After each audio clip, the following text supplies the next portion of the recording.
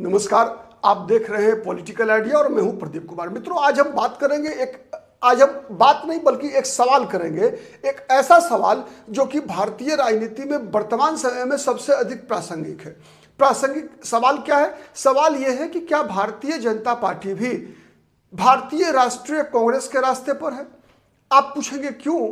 उसका जवाब मैं थोड़ा सा आप समय लेंगे, अगर मैं लूंगा आपको, तो फिर आप बेहतर समझ पाएंगे। देखिए, कुछ कॉमन चीजें सबसे पहले मैं समझाने का प्रयास करता हूं कि भारतीय जनता पार्टी और और कांग्रेस पार्टी में कॉमन क्या क्या है। एक सबसे पहला है कि भारतीय राष्ट्रीय कांग्रेस का जन्म जो है वो स्वाधीनता आंदोलन से हुआ।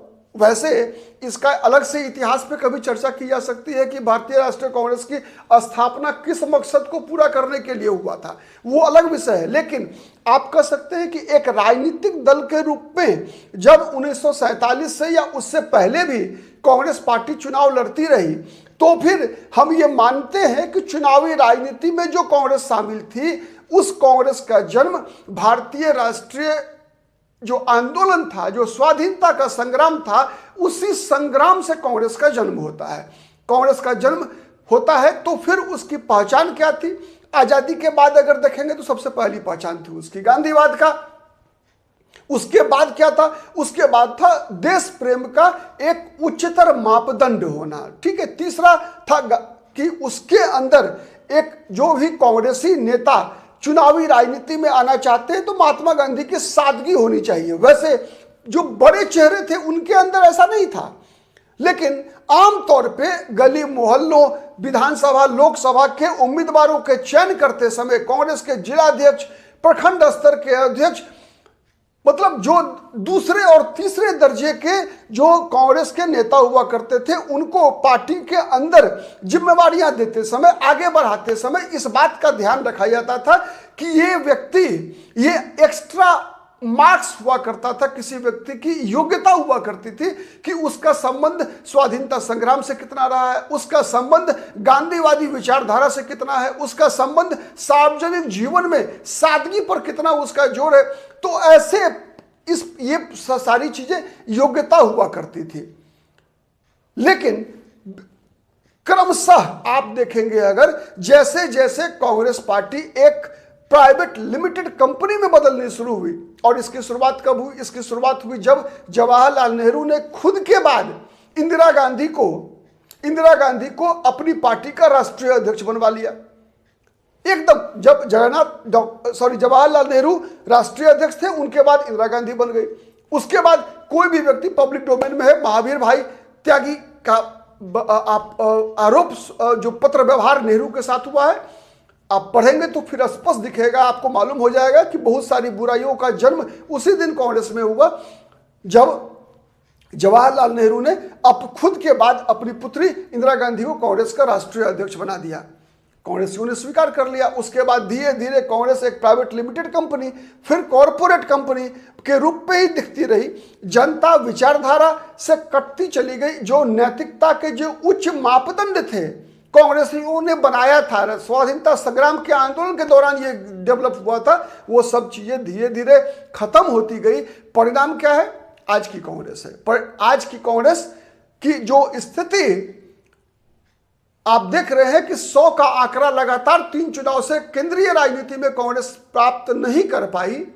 उसके पीछे मूल कारण यही है कि कांग्रेस ने सोचा, अगर मैं एक उदाहरण से समझाने का प्रयास करूं, कि एक व्यक्ति जीवन भर 10,000 रुपये महीने के हिसाब से पूरे जीवन भर कमाता है और 1 लाख रुपए जमा करता है। दूसरा व्यक्ति बैंक में डकैती डालकर 1 करोड़ एक दिन में कमा लेता है। दोनों में अंतर आप पूछेंगे, अंतर क्या है? 1 करोड़ डकैती करने वाला ज्यादा खुश होगा। हाँ, ये खुशी क्षणिक होगी, जैसा कांग्रेस में हुआ। लंबे समय में क्या होगा कि वो जो बैंक लूट कर डकैती करके 1 करोड़ रुपया लाया था, अनैतिक रूप से लाया था, अनैतिक कमाई था, उसकी एक ना एक दिन पुलिस इनकाउंटर में जाना तय है। यही स्थिति कांग्रेस के साथ हुई है।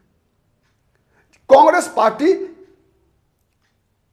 जो नैतिकता, सादगी, ईमानदारी, स्वाधीनता संग्राम की उपलब्धियों का जो एक थाती कांग्रेस के साथ था, उस सबको गवा दिया। अब आप कहेंगे बीजेपी और कांग्रेस में समानता क्या है? तो सबसे पहली समानता यह है कि जिस प्रकार स्वाधीनता आंदोलन के गर्भ से कांग्रेस पार्टी का जन्म हुआ, उसी प्रकार से राष्ट्रीय स्वयंसेवक संघ की विचारधारा के गर्भ से भारतीय जनता पार्टी का जन्म होता है।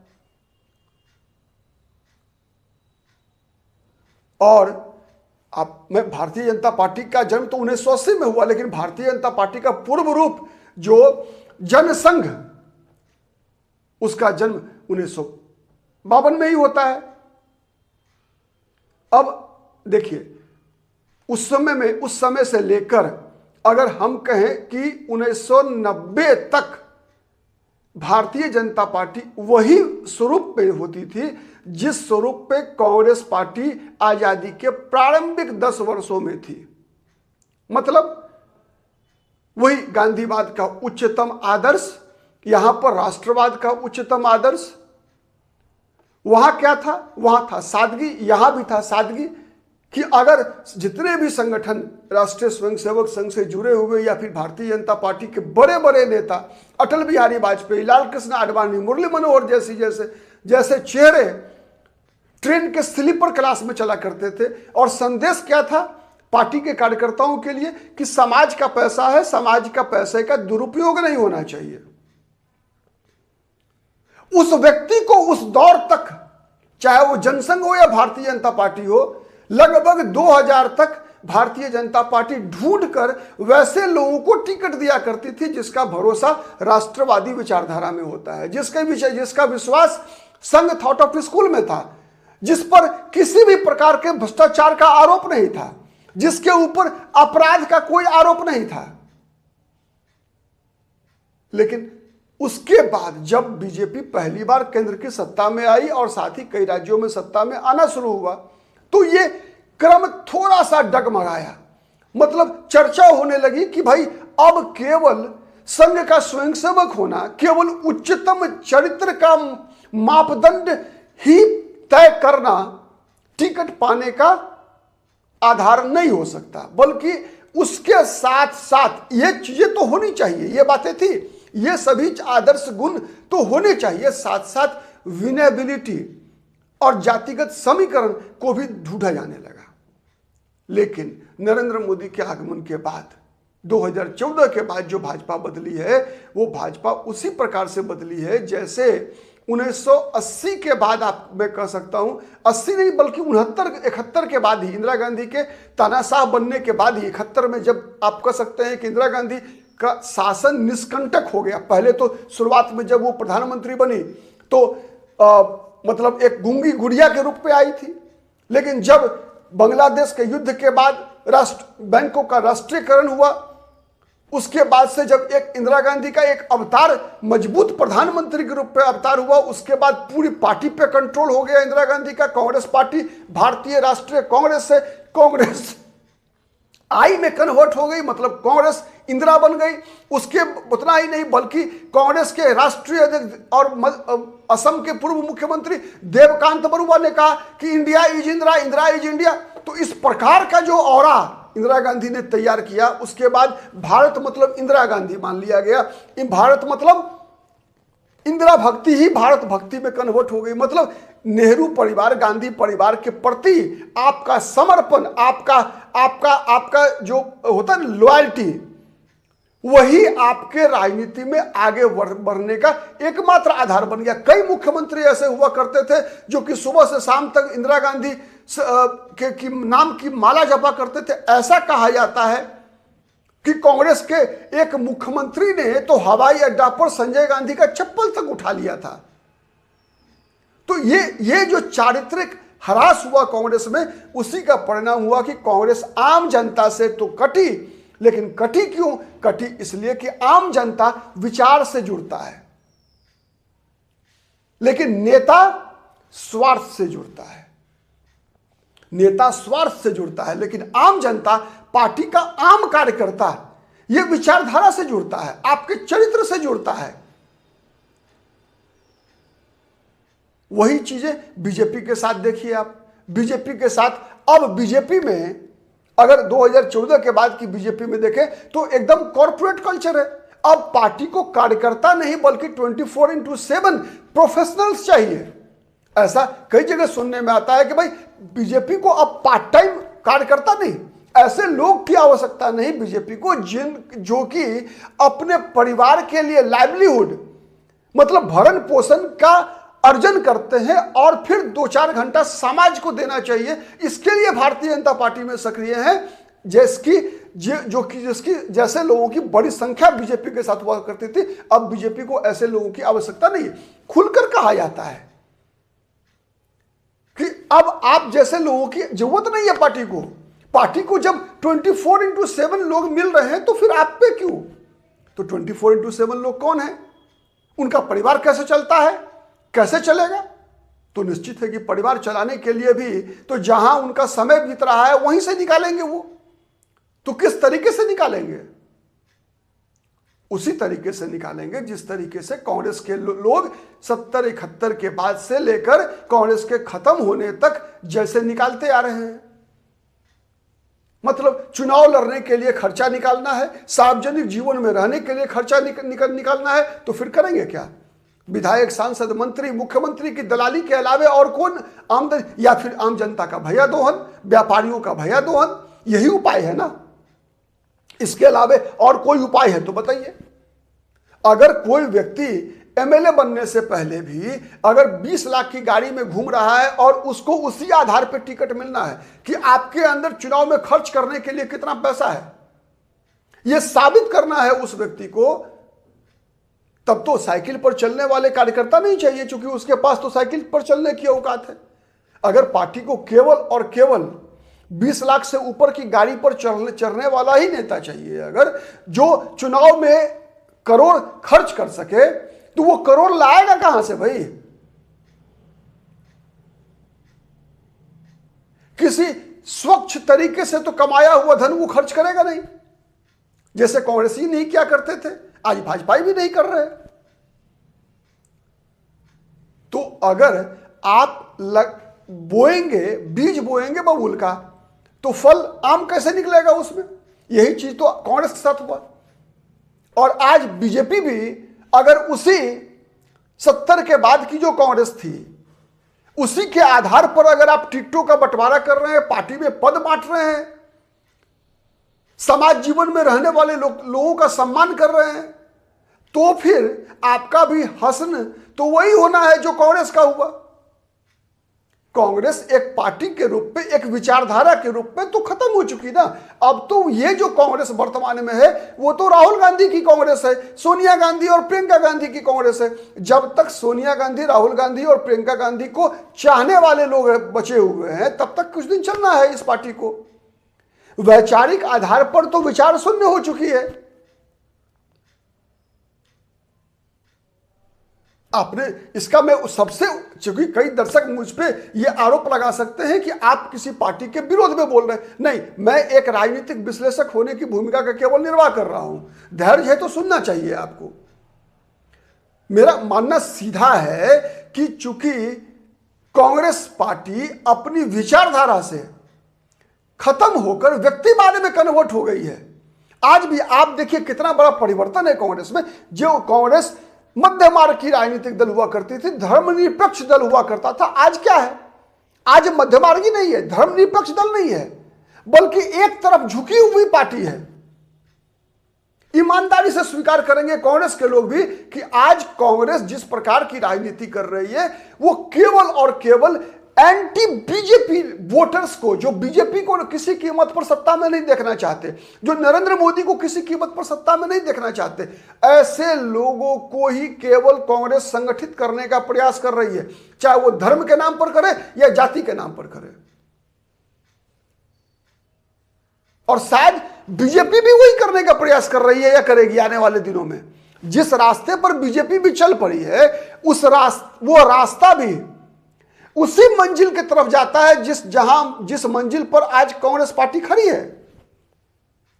बीजेपी भी वैचारिक आधार पर जन्म लिया हुआ राजनीतिक दल शायद ही रह पाए ये किसी नरेंद्र मोदी की बीजेपी होगी, किसी अमित शाह की बीजेपी होगी, किसी योगी आदित्यनाथ की बीजेपी हो सकती है, या किसी राजनाथ सिंह की बीजेपी हो सकती है। बीजेपी जिस विचारधारा के तहत बीजेपी का जन्म हुआ, जिस सादगी के साथ बीजेपी के लोगों ने इसके बीज को बोया, पल्लवित किया, पुष्पित किया, जिससे कि यह वृक्ष बनकर फल प्रदान करे, उस फल में अधिक फल की लालसा में अगर केमिकल फर्टिलाइजर का इस्तेमाल इतना ज्यादा किया जाएगा, तब तो उस फल तो स्वास्थ्य के लिए नुकसानदायक होगा ही होगा, बल्कि उसका जड़ भी सूख सकता है। जो कांग्रेस के साथ हुआ, यही खतरा बीजेपी के साथ भी होगा, होने की संभावना बनेगी। मैंने शुरुआत में ही एक उदाहरण से बताया कि अगर किसी व्यक्ति को बहुत ही जल्दी है पैसे की, तो क्या वो व्यक्ति बैंक लूट ले? और अगर बैंक लूट कर तो पैसा आ सकता है, लेकिन वो तो मारा भी जा सकता है। और एक बार अगर लुटेरा बन गया वो, तो उसका मारा जाना तो तय है ना, आज मारा जाए या कल मारा जाए। तो इसीलिए अगर भारतीय जनता पार्टी भी कांग्रेस की तरह एक विचारधारा आधारित राजनीतिक दल न होकर व्यक्ति आधारित और व्यक्ति की प्राइवेट लिमिटेड कंपनी के रूप में अगर आगे बढ़ना चाहती है, तो फिर एक बात तय है कि भारतीय जनता पार्टी का भी हश्र आने वाले दिनों में वही होने वाला है जो हाल कांग्रेस पार्टी का हुआ। आज कांग्रेस की कोई विचारधारा नहीं बची, केवल चुनाव जीतने के लिए कुछ भी मुद्दे उठा लिए जाते हैं। वैसे ही बीजेपी को भी करना पड़ेगा। अगर बीजेपी भी उसी रास्ते पर चल तो पड़ी है, अभी पहुंची नहीं है, अभी भी समय बीजेपी उसे अपने आप को रोक सकती है। बीजेपी की चिंता करने वाले लोग को रोकना चाहिए। मेरी चिंता यह है कि जिस प्रकार से कांग्रेस खत्म हो गई, वैसे ही बीजेपी भी ना खत्म हो जाए, क्योंकि इस देश को भारत का विकास अस्थायी तभी होगा जब भारत अपने रिसोर्सेज से डेवलप करने का प्रयास करेगा। हर समाज, हर व्यक्ति, हर परिवार को ऊपर वाले ने जीने के लिए आधार उपलब्ध कराया है। कहा जाता है ना कि भगवान जिसको जन्म देता है उसके पालन पोषण की चिंता भी ऊपर वाला करता है। यह भी हमारे समाज में कहा जाता है ना कि जब कुत्ता भी अपना पेट भर सकता है तो व्यक्ति क्यों नहीं। तो वही पार्टी के लिए भी होता है, वही सामाजिक समूह के लिए भी होता है। जब आपने पार्टी बनाई तो यह पार्टी चलेगी भी, दौड़ेगी भी, पार्टी का विकास भी होगा, हुआ है, पहले भी हुआ है। लेकिन अगर कोई शॉर्टकट अपनाने का प्रयास करेंगे, सच्चाई के रास्तों पर, सही रास्तों पर, देशभक्ति के रास्तों पर, विचारधारा के स्तर पर अगर हम आगे बढ़ेंगे, तो आपका विकास अस्थायी होने वाला है। आप जन्म जन्मांतर तक टिके रहेंगे। लेकिन अगर गलत रास्तों पर चलकर, गलत तरीकों से अगर आप आगे बढ़ने का प्रयास करेंगे, तो ज्यादा लंबा नहीं चलेंगे। ये एक प्राकृतिक सत्य है। इसलिए और सबसे बड़ी बात यह है कि यह चुनौती बीजेपी के नेता, कांग्रेस के नेता, बीजेपी के कार्यकर्ता, कांग्रेस के कार्यकर्ता, मैं दो प्रमुख राष्ट्रीय राजनीतिक दल के बीच तुलनात्मक अध्ययन कर रहा हूं। इसका मतलब यह नहीं है कि अन्य दल इस डिस्कोर्स से बाहर है। क्योंकि उदाहरण के लिए मैंने इन दो राजनीतिक दलों का चयन किया है आज। तो सबसे पहला सवाल, सबसे पहली जिम्मेवारी आम मतदाताओं की होती है, आम जनता की है। आप पूछेंगे क्यों? एक बात मैं बता रहा हूं आपको, सबसे बड़ी ताकत है जन दबाव में।